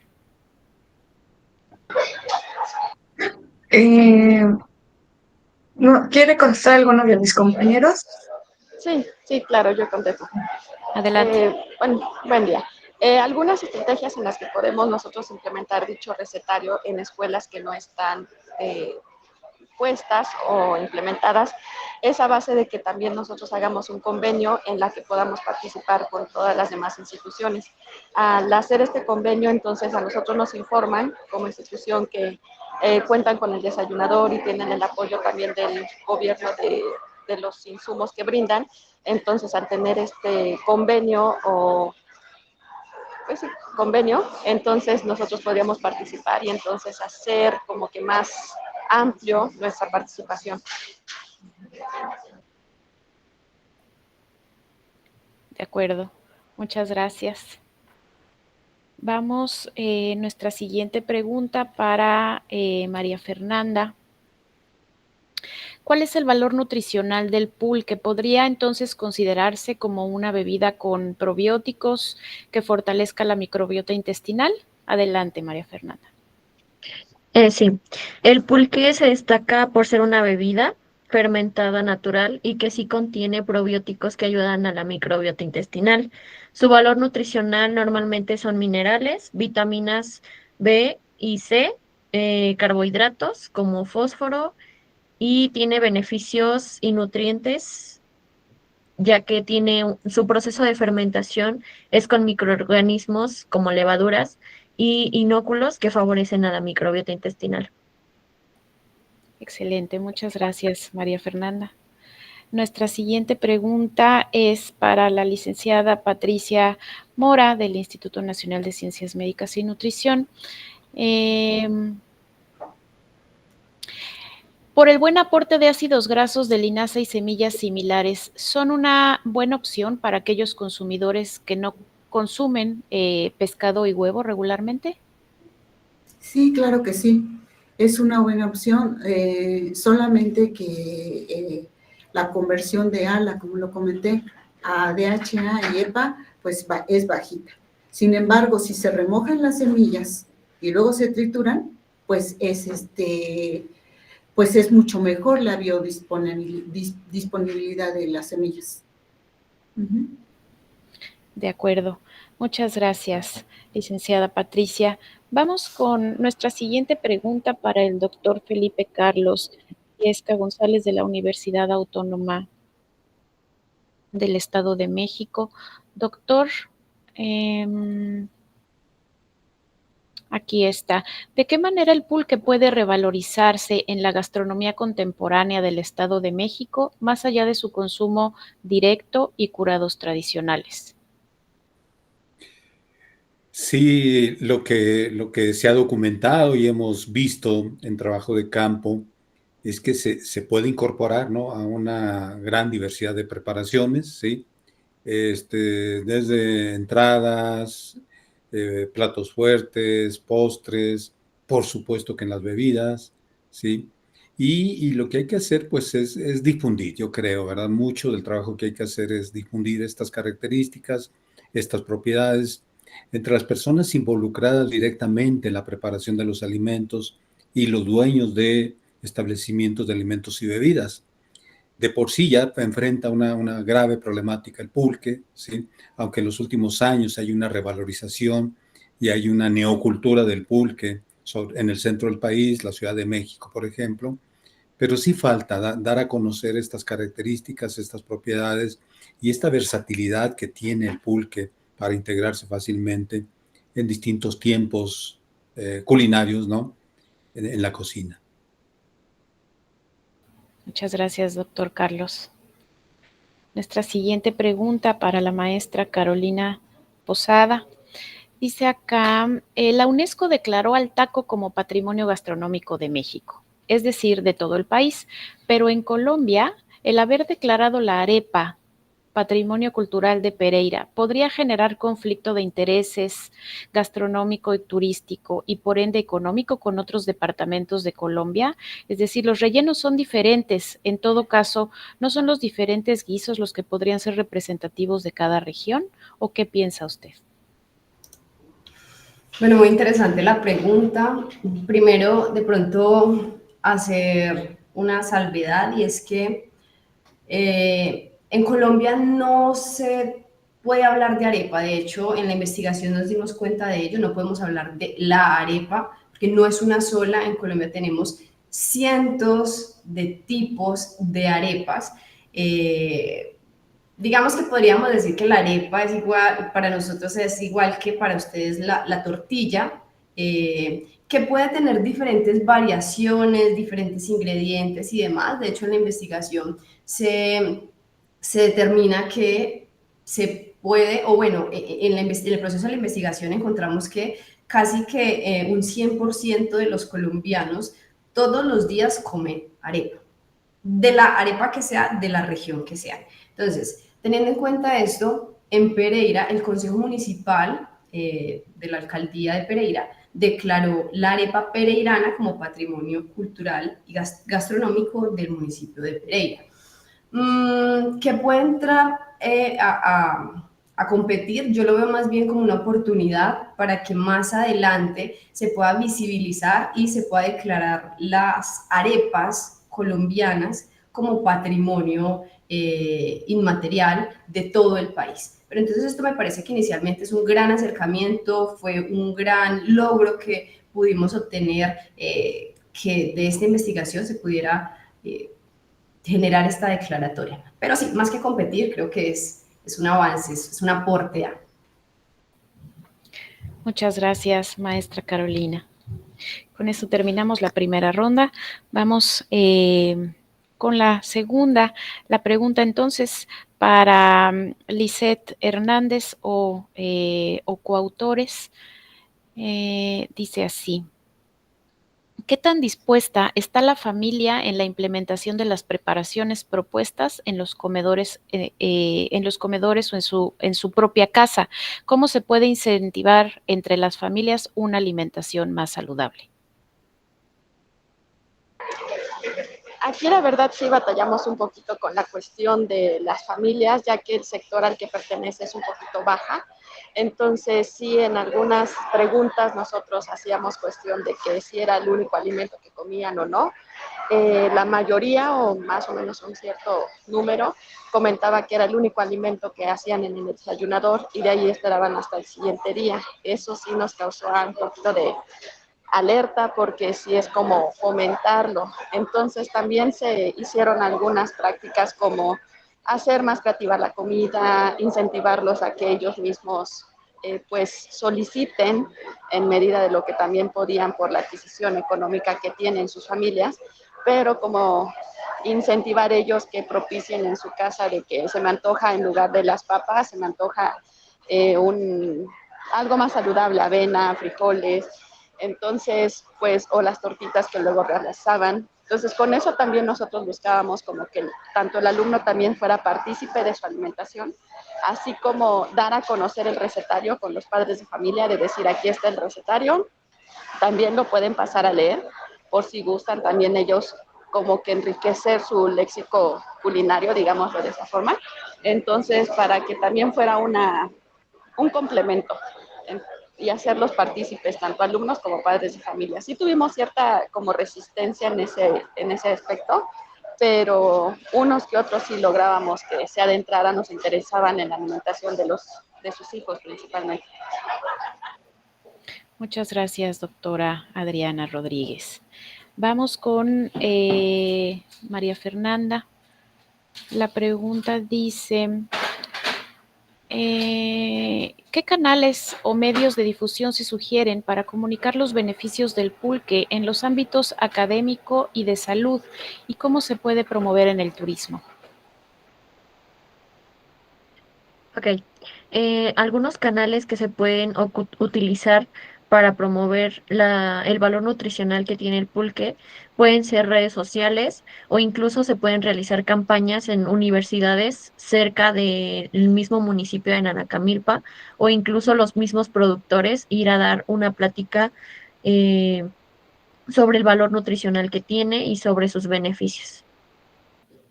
Muchas gracias, María Fernanda. Sí, tienes varias propuestas por ahí. Excelente. Muchas gracias. Vamos con la licenciada Patricia Mora. De acuerdo con el nuevo plato del bien comer, ¿qué cantidad de semillas del tipo chía y linaza se pueden incluir en el menú? Bueno, se recomiendan aproximadamente 1.8 gramos al día. Pero bueno, las guías alimentarias mexicanas del 2023 recomiendan aumentar ya el consumo de alimentos de origen vegetal en un 92%. Y en cuanto a frutas y verduras, subieron hasta el 50% del consumo en el plato del bien comer. Los granos y cereales se recomiendan en un 15%. En cuanto a las guías alimentarias del 2023, destinan aproximadamente el 15% de la ingesta total de los alimentos a las semillas, leguminosas y cereales.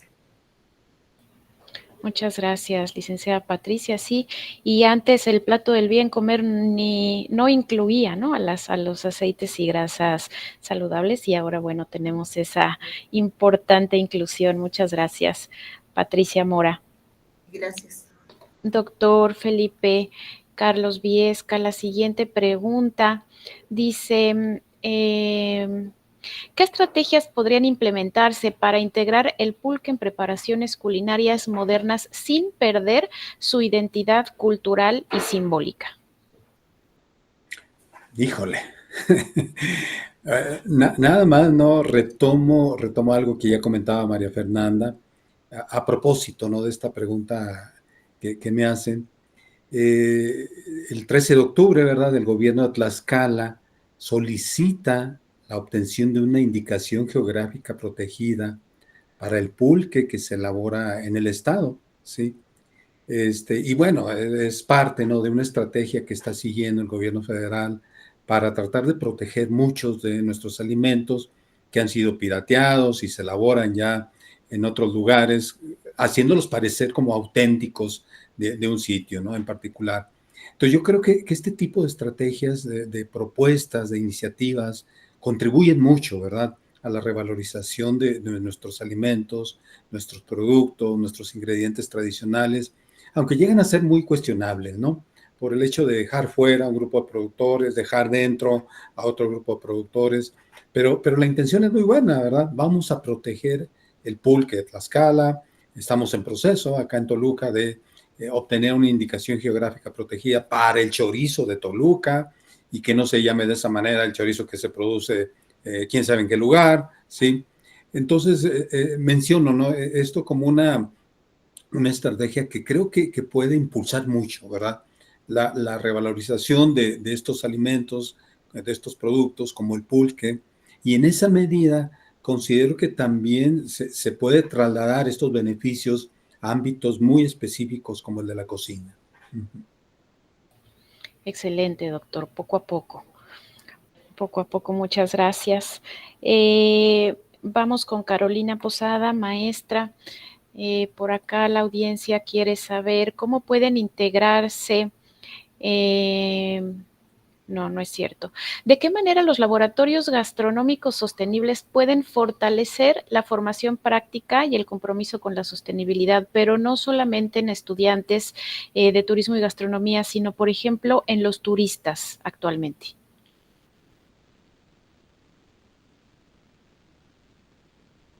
Tiene apagado su micro, maestra. Ya, qué pena. Decía que a través de, ya hemos mencionado lo que se hace a través del servicio de docencia. Sin embargo, esto lo podemos hacer desde otros dos de los servicios, como el servicio de investigación o el servicio de extensión, a través de estos proyectos, por ejemplo, el que les comentaba del libro Resultado de Investigación, pues finalmente uno de los productos fue realizar unos talleres con personas de la comunidad donde podían fortalecer las competencias técnicas para las buenas prácticas de manufactura, y también desde ejercicios de extensión, pues lo podemos hacer lo mismo, a través de cursos, talleres, diferentes prácticas que se hacen al interior de la universidad y de hecho en convenio con otras entidades. No solamente trabajamos la Universidad Tecnológica de Pereira, sino que tenemos estrechos lazos con otras entidades, con otras escuelas gastronómicas, con otras escuelas de turismo del país y de Colombia, donde pues básicamente a través de la educación, de la academia, le brindamos a los turistas aprender un poco más acerca de esto, de la cocina tradicional colombiana y todo lo que lo compone y lo conlleva. Sin duda una variedad de sectores los que trabajan o los que engloban, ¿no?, el trabajo de este laboratorio gastronómico sostenible. Gracias, maestra Carolina. Y empezamos entonces la última, si les parece bien, la última ronda de preguntas y respuestas de esta mañana. Voy entonces con la maestra Lisette Hernández y la pregunta dice: una vez que ustedes se fueron, ¿quién está a cargo de darle seguimiento al proyecto? A nosotros al terminar la participación, maestra. A nosotros, okay. Al terminar nosotros la participación en ya dejar instaurado el recetario, ya decirles hasta aquí terminó nuestra intervención, aún así le seguimos dando continuidad mediante alumnos que hacen residencia o servicio social. Entonces cada semestre nosotros mantenemos como en seguimiento nuestra participación ya mediante nuestros alumnos que también son de gastronomía. Entonces al hacer su servicio social o su residencia, ellos van y refuerzan o incluso también llegan a actualizar cada año algunas recetas que se proponen. Entonces con eso también, dependiendo de los insumos que brindan, entonces le sigue dando seguimiento. Gracias, doctora Adriana. Sí, porque darle continuidad es lo que muchas veces garantiza el éxito, ¿no?, del proyecto, y sobre todo con este tipo de proyectos en los que se promueve el estado de salud y nutrición de los niños. Muchas gracias. La pregunta siguiente es para María Fernanda. ¿La comunidad está dispuesta a seguir con la tradición de la producción? ¿Hay disposición por parte de las personas jóvenes para continuar con esto? Porque sabemos que luego pues ya migran, no siguen con las tradiciones, se dedican a otras cosas, profesiones, etcétera. Entonces, ¿la comunidad está dispuesta a seguir con esta tradición? Ok, sí, la mayoría de las personas o de los productores que entrevisté me comentaban que como era un proceso heredado por sus familias, sí, las generaciones más pequeñas iban a seguir el mismo paso, ya que si no se perdería ese tipo de proceso artesanal y sobre todo se perdería el valor que tiene como tradición del municipio de Nanacamilpa. Entonces sí se puede volver a traspasar el conocimiento ya sea a sus hijos, a las personas a lo mejor más jóvenes como nosotros, y por eso en mis propuestas coloqué las campañas a las universidades o incluso dar talleres sobre por qué revalorizar el pulque y por qué seguir manteniendo la tradición y las los procesos artesanales que lleva el pulque. Gracias, María Fernanda. Vamos ahora a nuestra última pregunta. Bueno, en realidad creo que son dos preguntas en una para la licenciada Patricia Mora. Si la linaza, entonces el consumo de linaza o semillas o de origen vegetal, vamos, puede sustituir el consumo de fuentes animales de ácidos grasos omega 3 y si habría alguna contraindicación para su consumo. Bueno, sí lo puedes sustituir a los productos de origen animal que contienen ácidos grasos omega 3. Sin embargo, pues como les comenté, tanto omnívoros como veganos, vegetarianos, pues no alcanzan las concentraciones recomendadas, ¿verdad? Sí lo pueden hacer ¿y cuál era la otra pregunta? Disculpe. Si hay alguna contraindicación para su consumo, se ha reportado toxicidad, etcétera. Bueno, hasta ahorita no se han hecho estudios acerca de la toxicidad. Sin embargo, bueno, puede provocar algunos problemas digestivos si se consumen en exceso. Ajá. Entonces, el consumo es moderado. Una cucharada sopera al día es suficiente, no ni más ni menos. Muchas gracias, licenciada Patricia. Sí, vamos con la última pregunta para el doctor Carlos. Doctor, ¿qué se necesitaría para que el pulque tuviera el mismo posicionamiento y promoción que el mezcal o el tequila? ¿Por qué si ha sido tan relevante en la gastronomía el pulque, actualmente se conoce tan poco de él? Yo creo que tenemos que apelar a esa incesante necesidad de nuevas experiencias sensoriales. Entonces, es lo que pasó con el mezcal, ¿no? Durante mucho tiempo el tequila fue la bebida dominante, de unos años para acá el mezcal como que ha ido desplazándolo un poquito y se ha posicionado como la bebida tal vez la más consumida, la más reconocida a nivel mundial de México. Y yo tengo años esperando, ¿no? Que el pulque, el pulque se convierta en la bebida de moda a nivel nacional. Y hay varios puntos que ayudan a esto, ¿sí? Uno primero es el enlatado del pulque, que ya desde hace años se hace en Tlaxcala, ¿no? Particularmente conozco el caso de los hermanos Razo. Ellos mismos empiezan a elaborar un destilado de pulque, ¿sí? Que luego ya se ha extendido a otras regiones del país. Y esto posibilita su uso, ¿sí? En ámbitos mucho más amplios. Entonces ya no solo es la bebida natural, la bebida fresca, ¿sí? Sino que ya se puede conservar, ¿no? Entonces una lata de pulque puede durar meses, ¿no? Los fabricantes dicen que hasta años, ¿sí? Con la aprobación de la FDA, lo exportan, etcétera.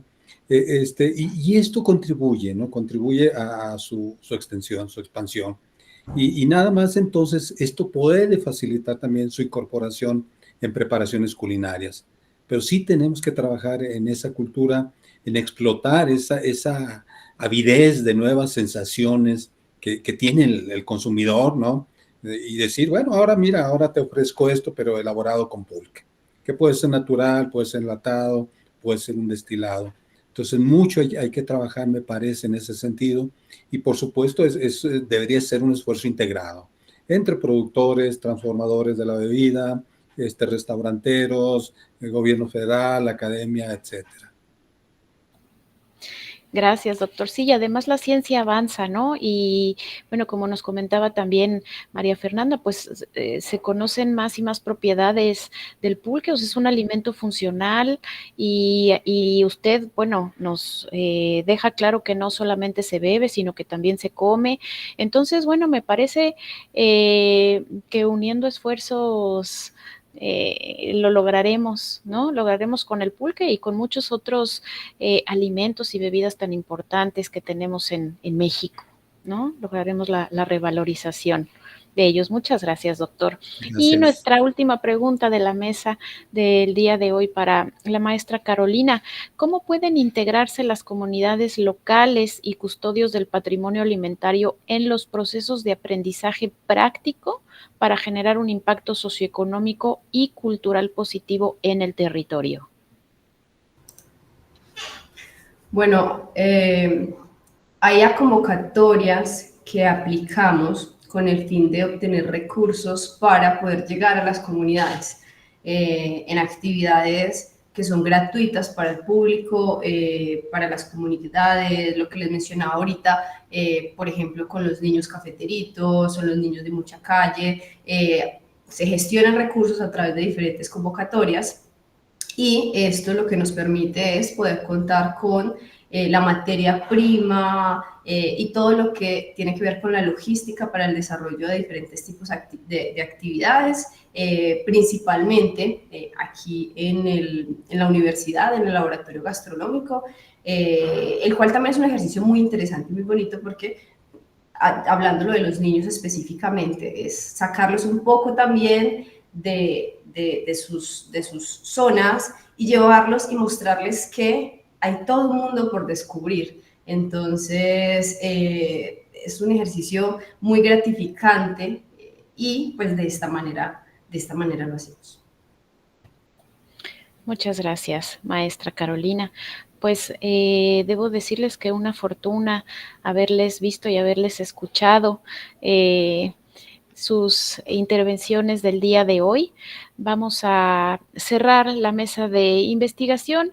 Quiero agradecer a nombre del comité organizador del 19º Congreso Internacional de Gastronomía a las y los ponentes que nos han mostrado los resultados de sus investigaciones en esta mesa. La constancia de participación se les hará llegar de manera digital. Y bueno, pues sin más, esperamos que sigan disfrutando de nuestro congreso y muchísimas gracias. Gracias. Muchísimas gracias. Gracias. A ustedes. Hasta luego. Muchísimas gracias. Hasta luego. Hasta luego.